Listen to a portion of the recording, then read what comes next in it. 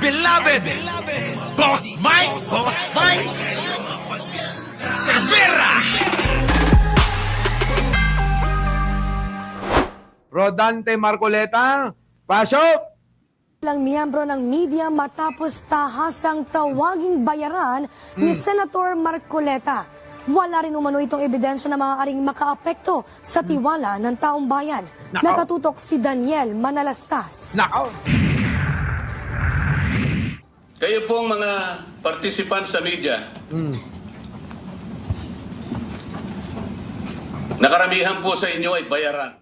Nako! Hindi pinalagpas Kita nyo mga kababayan, ha? Ganunin ba naman ni Marcoleta yon?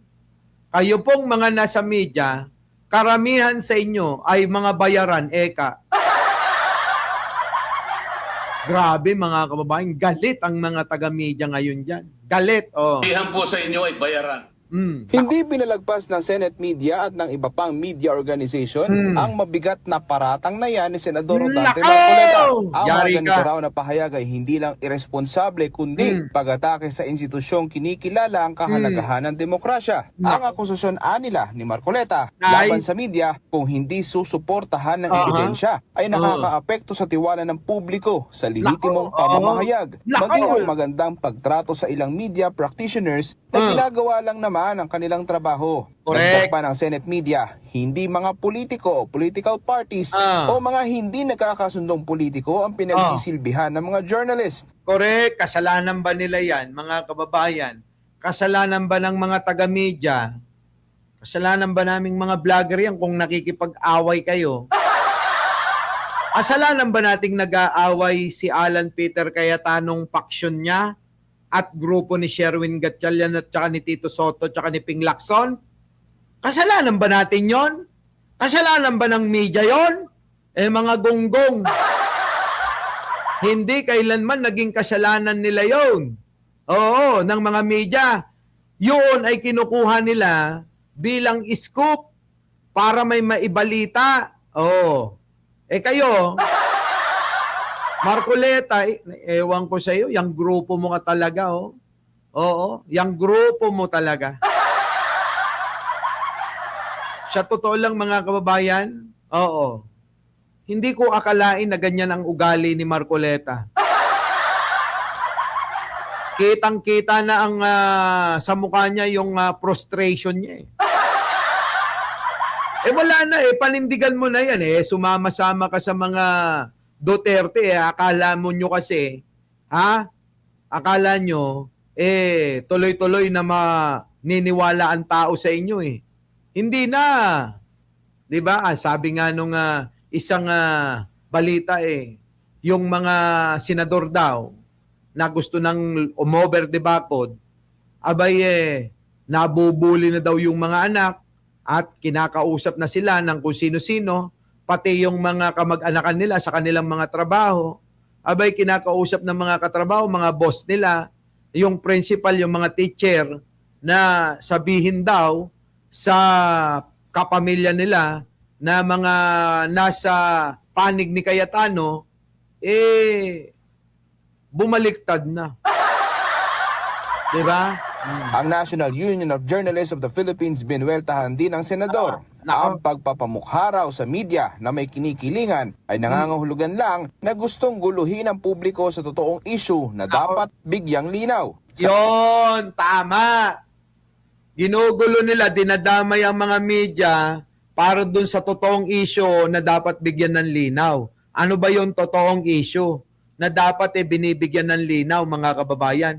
Hindi ba, mga kababayan, yung impeachment trial ni Sara na marami na hong nag-aantay, DDS, Pinklawan, loyalista, anumang kulay, nasa gitna ka man, nasa kabilang panig ka man, o nandito ka man sa panig ng tama, lahat yan naghihintay ng kung ano yung sasabihin at idadahilan, ikakatwiran ni Sara Duterte sa lahat ng mga inaakusa sa kanya. Pero pilit ho nila na nilalayo sa totoong issue. Ito yung ibig sabihin ng mga samahan ng taga-media. Tama mga kababayan ko, inaantay natin yan Gusto nating malaman yan, mga kababayan eh. Ay, sino bang may ayaw, di ba? Sino bang may ayaw? Lahat po tayo, lahat ng mga Pilipino nag-aantay dyan. Huli ay kumambyo naman si Marcoleta matapos ang kanyang mabigat na akusasyon sa mga taga-media. Nako. Daniel Balastas, IBC News. O, kambyo ka, wala na. Sabi nga ng mga taga-media kahapon, wala na ho. The damage is done. So wala na. Wala na kaming pakisayo, sabi nila. Wala na, Marcoleta. Oo. Kahit na anong sabihin mo pa, ang mga taga-media, gigil talaga sa'yo. To tignan mo. Ana. Oh. Kumbaga, the damage has been done. Oh, the damage has been done, sabi nga. Diba? Oh, paano ngayon ito? Ang hirap po kay Senador Dante Marcoleta at 10 ng kanyang mga kasamahan at nagtatanggol po sa kanya. Bibitawan po ninyo ang walang basihang paninira tapos magsosorry po kayo. Oh. Kaya ang hirap po sa inyo, you only want your truth to come out. Pag hindi lumabas yung sinasabi ninyong katotohanan, well, sasabihin nila, bayaran na ang karamihan sa amin. Diba mga kababayan ko, kasi gusto nilang diktahan, ito yung, sabi nila, diktador daw si Pangulong Ferdinand Marcos Sr. Pero etong mga ito, tulad ni Marcoleta, gusto niyang diktahan kasi. Gusto niyang diktahan ang media na dapat ang lumabas yung gusto namin. Yung naratibo namin ang dapat binabalita nyo.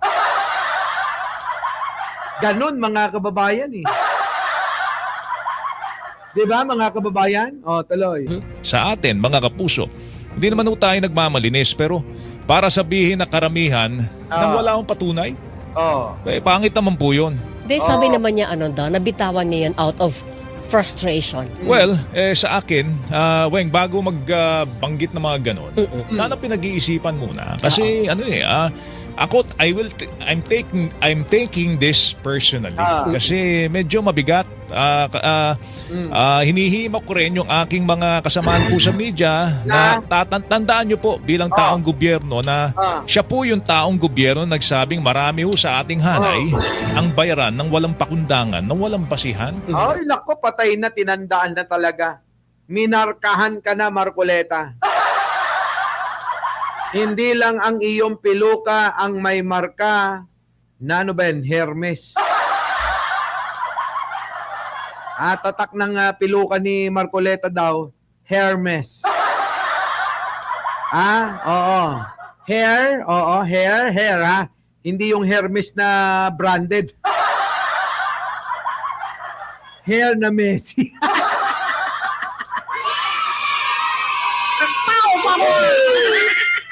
Ewan ko. Basta, Hindi ang Hermes na ganyan, Olive Macapagal. Hair, Hair, ayan. Hermes.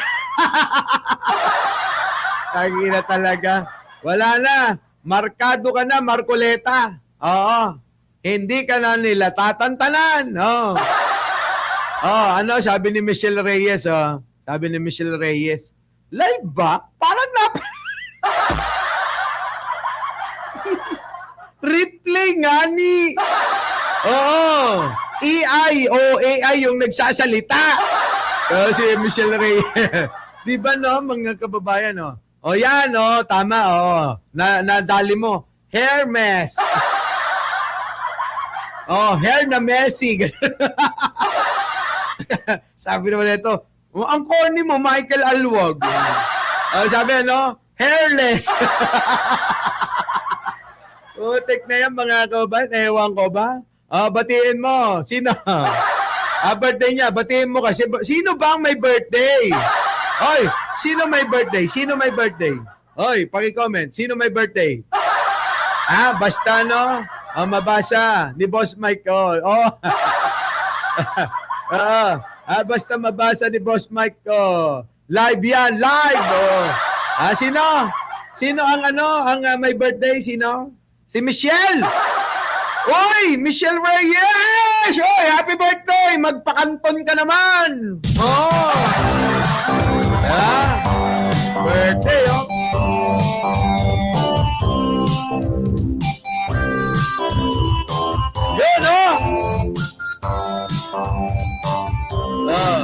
Di ba? Ah.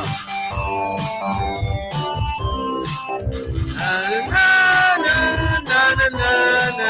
Happy birthday to you! Yun! Happy birthday ha, Michelle Reyes. Meron namang butik ng Hermes. Ano ka ba? Meron. Merong mga butik ng Hermes. Oo. Pero yung Hermes ni Rodante Marcoleta, ewan ko. Sa China, marami yan. Sabi ni Joyce Ong, Joyce Ong, batiin mo, Boss Mike. Oo, kung live ka. Hi kay Doña Sonia. Oo, yan na.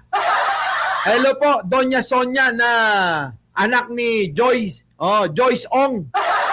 Mga Doña talaga yung mga ano natin, ano?